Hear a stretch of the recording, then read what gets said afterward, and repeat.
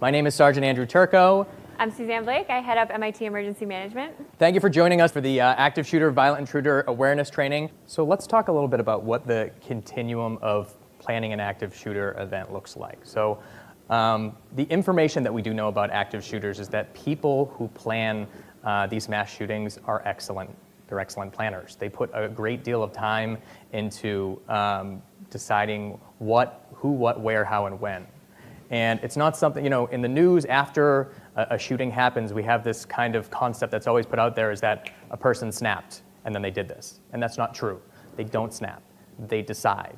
They make a decision that they're going to do this and that committing a mass act of violence is the way they're going to solve their problem.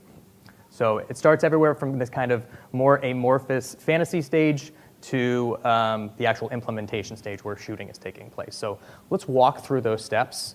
And we want people to kind of just be able to look out and see where red flags might be. So the fantasy stage is the very beginning stage. They're kind of thinking about the concept of being the active shooter. They're looking at other shootings, and you may see them empathize with other shooters.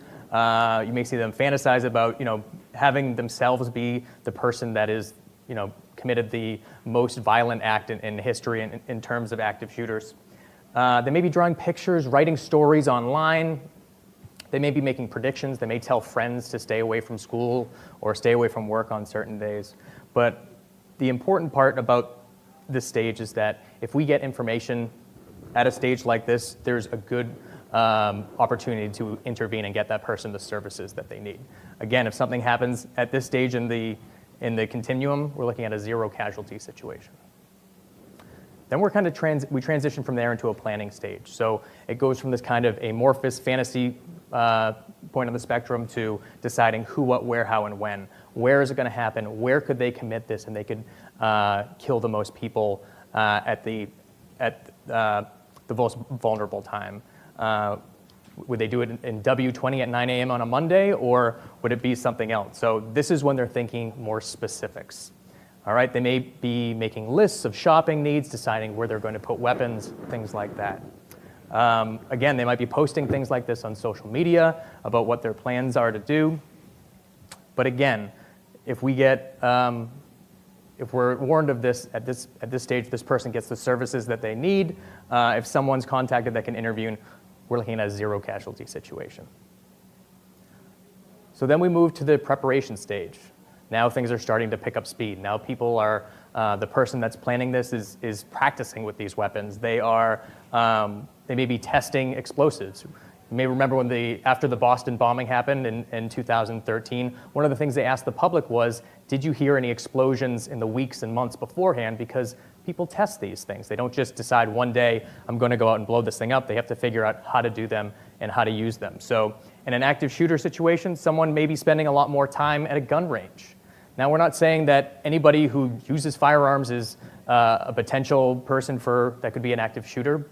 We're looking at a change of behavior, okay? If someone who is maybe not that interested in firearms is all of a sudden spending 10 hours a week practicing with firearms, that's kind of a red flag. That's something that maybe with other information we should take a look at it and see if there's something else going on. So they may be warning their friends to stay away from school or work on a certain day.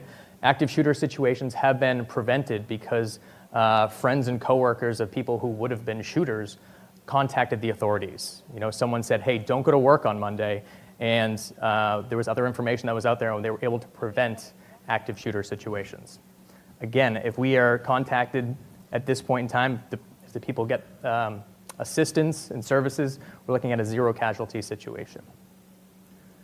So then we transition into the approach stage. This stage is actually extremely volatile, and now it's kind of difficult to move back in the other direction because the approach stage is when the person is going to wherever the shooting is going to happen. So they're in a car, they're walking, they have the weapons with them. It's a pretty dangerous place to be.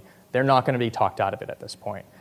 There can be a prevention of the actual shooting situation itself, and if that happens, we're looking at a zero casualty situation, but at this point in time, this person has already decided that this shooting is going to take place. And then there's the implementation stage. It's too late for intervention. This is when the shooting is happening. And this is why we're here today, to learn what can we do once a situation escalates to this point, what strategies can we learn that can protect ourselves if a shooting were to happen around here?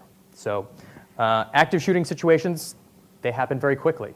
We'll see in a few minutes, they happen in minutes, okay? So an active shooter situation is going to continue more or less until, usually they're stopped by the shooter. They either run out of ammunition, they run out of victims, sometimes they commit suicide.